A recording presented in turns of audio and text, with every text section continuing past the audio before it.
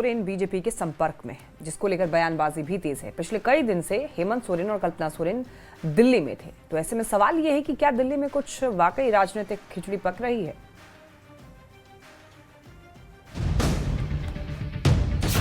झारखंड में कुछ बड़ा होने वाला है। बीजेपी नेताओं के संपर्क में हेमंत सोरेन। झारखंड में नए गठबंधन की संभावना। जी हां, बिहार में एनडीए की प्रचंड जीत के बाद राजनीतिक हलचल की धुरी अब झारखंड की ओर घूमती दिख रही है। यहां सत्ता का समीकरण भले स्थिर दिखता हो, लेकिन भीतर खाने बदलाव की आहट तेज है। सूत्र का दावा है कि दिल्ली में मुख्यमंत्री हेमंत सोरेन और उनकी पत्नी कल्पना सोरेन की बीजेपी के एक शीर्ष नेता से मुलाकात हुई है। दावा ये भी है कि बातचीत केवल औपचारिक नहीं थी, बल्कि साथ आने की प्रारंभिक सहमति बन चुकी है। झारखंड में फेरबदल के संकेत के बीच ग्रामीण विकास मंत्री दीपिका पांडे सिंह का बड़ा बयान सामने आया है। मंत्री ने कहा कि मुझे लगता है कि इन अफवाहों पर विराम लग जाना चाहिए, ये लोकतंत्र के लिए अच्छा नहीं है। एक बहुत सशक्त मैंडेट और मैं कह सकती हूँ एक तरफा मैंडेट महागठबंधन को इस राज्य में मिला है, और इस तरीके से यहाँ पर अफवाह फैला के जो प्रयास किए जा रहे हैं, मुझे लगता है ये बहुत गलत है। इससे गठबंधन को कमजोर करने का जो प्रयास और षड्यंत्र भाजपा कर रही है वो सफल नहीं होंगे। हम लोगों के माननीय मुख्यमंत्री जी ने भाजपा के षड्यंत्र के सामने घुटने कभी नहीं टेके। जो व्यक्ति इस राज्य के हित में, इस राज्य की जनता की भावना का सम्मान करने के लिए जेल जाना मंजूर कर सकता है, वो व्यक्ति भाजपा के इस तरह के षड्यंत्र और प्रपंच में नहीं आने वाले हैं। बहुत मजबूती से हम लोग की सरकार चल रही है और आगे भी चलेगी। इन सब अटकलों के बीच बीजेपी प्रवक्ता अजय आलोक ने सोशल मीडिया एक्स पर पोस्ट कर लिखा, खरमास के पहले आजकल झारखंड में महुआ मस्ती हो रही है। मंद ठंड में कांग्रेसियों को गर्मी लग रही है। बंगाल में दीदी को पसीना आ रहा है।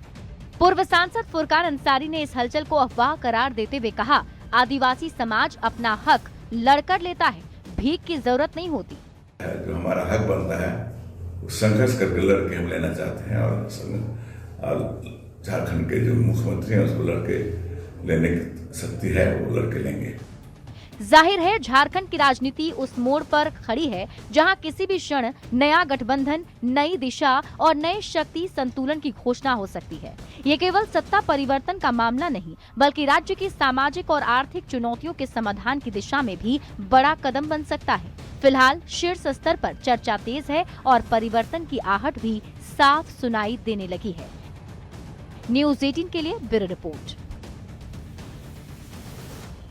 चलिए अब रुक करते हैं अगली खबर की ओर। गृह मंत्रालय ने देश भर के राजभवनों का नाम बदल करके अब लोक भवन करने का निर्देश दिया है। झारखंड के 2 राजभवन स्थित राजभवन और दुमका स्थित राजभवन के नाम भी बदल करके लोक भवन कर दिए जाएंगे। आपको बता दें कि झारखंड के राज्यपाल संतोष गंगवार ने नाम बदलने को लेकर के निर्देश भी दिए हैं। राजभवन के नाम के पोस्टर आज रात से लेकर के कल तक बदल दिए जाएंगे। बड़ी खबर आपको बता रहे हैं, राजभवन का नाम अब बदला जाना है और गृह मंत्रालय ने देश भर के राजभवनों का नाम बदलने को लेकर के निर्देश जारी किए हैं।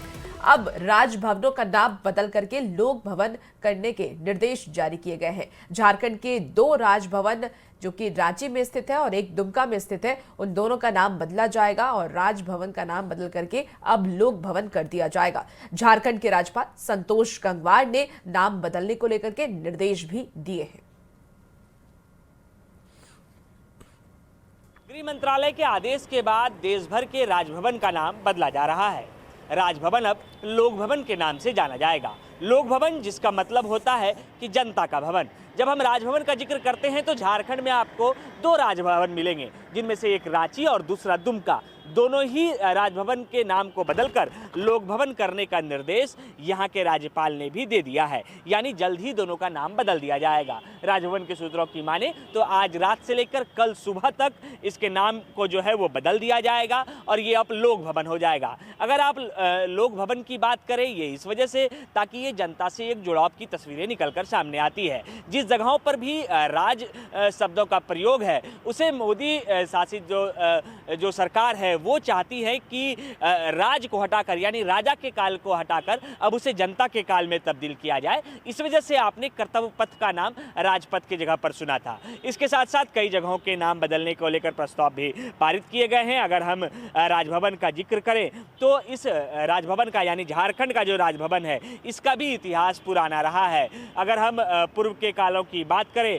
तो ये उस वक्त इस्तेमाल किया जाता था जब ब्रिटिश काल के दौरान इस इलाके के साहब, जिसे हम लाट साहब कहते हैं, वो इस भवन में रुका करते थे। उनका प्रशासनिक कार्य यहाँ पर चलता था और इसके साथ साथ उन्हें ठहरने की भी जगह थी। झारखंड में 2 राजभवन इस वजह से बनाए गए क्योंकि एक राजभवन राजधानी रांची यानी राज्य की राजधानी में और एक उप राजधानी दुमका में बनाई गई है। दुमका में राजभवन का निर्माण इस वजह से कराया गया क्योंकि दुमका और संथाल परगना का जो इलाका है वो संथाल बाहुल इलाका है यानी आदिम जनजातियों का इलाका है। उस इलाके के लोगों तक, वो इलाके के लोग राजभवन तक कैसे पहुंचे, इस वजह से राजभवन का निर्माण दुमका में भी कराया गया और झारखंड में 2 राजभवन हैं जिनके नाम बदलने के आदेश आ चुके हैं। कैमरा पर्सन संजीव तिवारी के साथ गौरव झा, न्यूज़ 18 रांची।